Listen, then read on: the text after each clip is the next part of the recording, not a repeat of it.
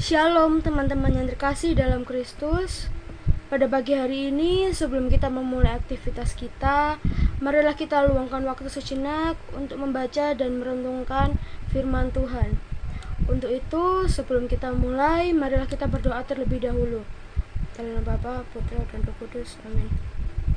Tuhan Yesus, terima kasih karena Engkaulah kami masih dapat tidur nyenyak semalam dan dapat bangun di pagi hari ini dalam keadaan sehat. Terima kasih juga atas curahan Roh Kudus-Mu yang telah Kau limpahkan kepada kami, sehingga kami dapat mendengarkan renungan ini dalam keadaan sehat tanpa kurang suatu apapun. Semoga renungan pada pagi hari ini dapat berguna bagi kehidupan kami sehari-hari. Kami alaskan doa dan permohonan kami ini hanya di dalam nama-Mu. Kami sudah berdoa dan mengucap syukur. Haleluya. Amin. Dalam Bapa, Putra, dan Roh Kudus. Amin. Firman yang akan kita baca pada pagi hari ini diambil dari Matius pasal ke-13 ayatnya yang ke-22 yang berbunyi, "Yang ditaburkan di tengah semak duri ialah orang yang mendengar firman itu.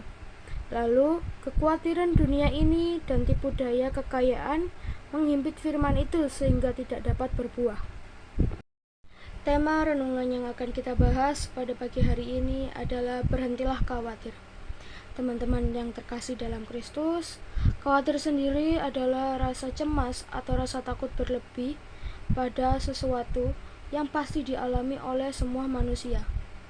Setiap manusia sendiri pada dasarnya mudah untuk khawatir. Seperti seorang yang hidup berkecukupan, namun masih saja khawatir dengan masa depan mereka, dengan pekerjaannya, ataupun lain hal. Padahal kalau dilihat dan diingat kembali, sebagian besar kekhawatiran itu tidak pernah terjadi. Tuhan Yesus kerap kali membicarakan hal tentang kekhawatiran.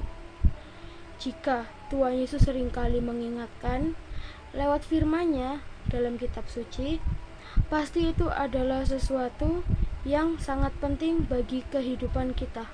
Bacaan Alkitab pada pagi hari ini juga mengingatkan kita tentang bahayanya kekhawatiran.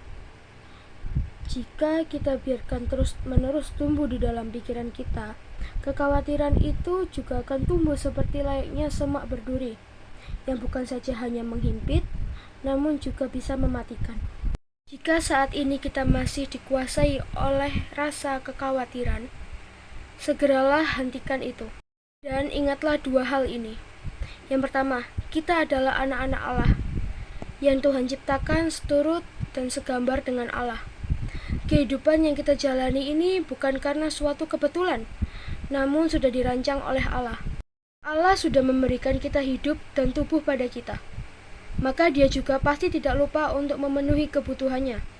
Jadi apapun yang saat ini memicu kekhawatiran dalam diri kita, Allah sudah terlebih dahulu mengetahui dan merancang solusinya. Kedua, kita memiliki Allah yang penuh kasih dan memperhatikan anak-anak-Nya.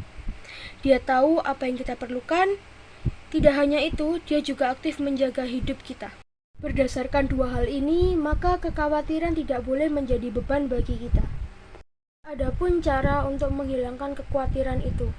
Yang pertama, ubah pikiran kita dengan hal-hal yang positif. Yang kedua, bacalah Alkitab. Yang ketiga, lakukan hal-hal positif yang bermanfaat bagi kita.